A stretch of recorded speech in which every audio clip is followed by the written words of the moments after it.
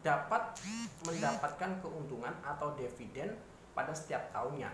Ya, salah satu investor menilai bahwa perusahaan tersebut adalah bonafit itu bisa melalui laporan keuangan, ya, laporan keuangan tahunan.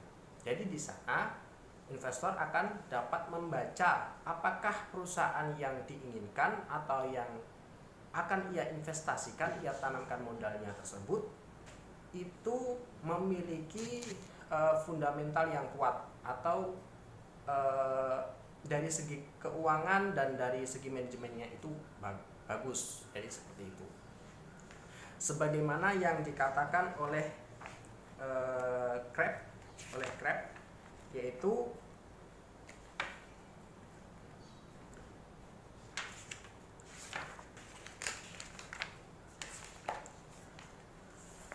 fundamental analysis is an examination of corporate accounting report to assess the value of company that investor can ask to analysis of company stock price. Jadi seorang investor itu dapat menganalisis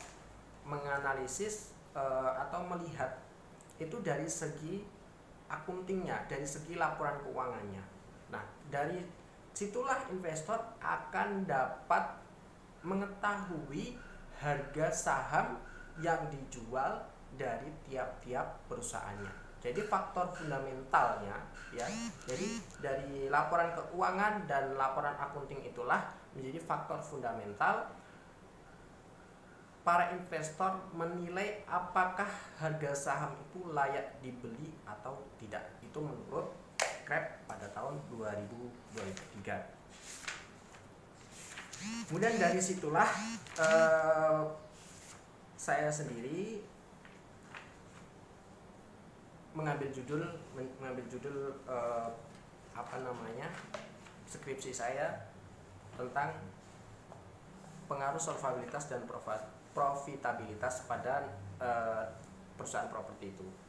Kemudian bisa dilihat juga kalau kita lihat tentang dividen, yaitu tentang bagaimana pada tahun 2018 PT Lippo Karawaci, ya, itu ada di Tangerang, ya, ada di Tangerang, itu meluncurkan obligasi senilai 75 juta USD, ya, 75 juta USD dengan bunga 9,625%.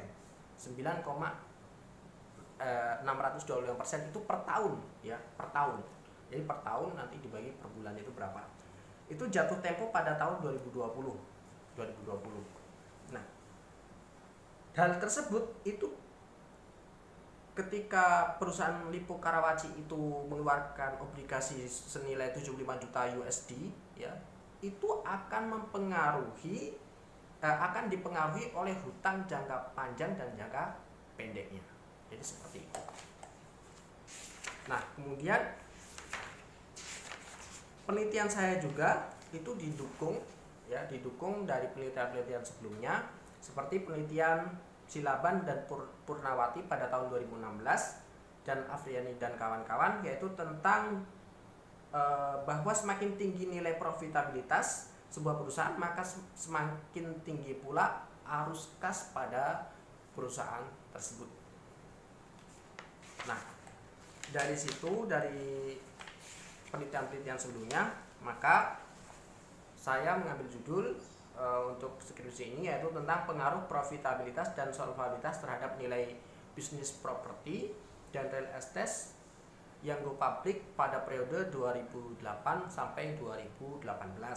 Kemudian rumusan masalah dari penelitian saya yaitu ada 3. Yang pertama yaitu bagaimana pengaruh profitabilitas terhadap nilai bisnis properti dan real estate yang terdaftar di Bursa Efek Indonesia pada periode 2008 sampai 2018.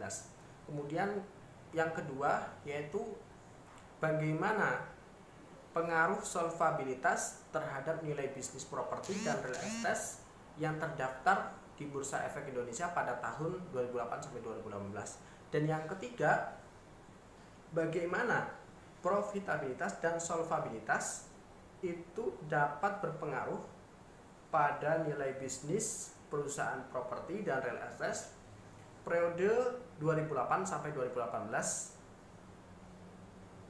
Nah, itu dari tiga rumusan masalah. Kemudian tujuannya yaitu yang pertama yaitu mengetahui pengaruh profitabilitas terhadap nilai bisnis perusahaan real estate properti dan real estate pada tahun 2008 sampai 2016. Yang kedua, mengetahui pengaruh solvabilitas terhadap nilai bisnis properti dan real estate yang terdaftar di Bursa Efek Indonesia pada tahun 2008 sampai 2018. Kemudian yang ketiga, mengetahui secara serentak, maksudnya mengetahui secara bersama-sama pengaruh dari profitabilitas dan solvabilitas yang terdaftar di Bursa Efek Indonesia pada tahun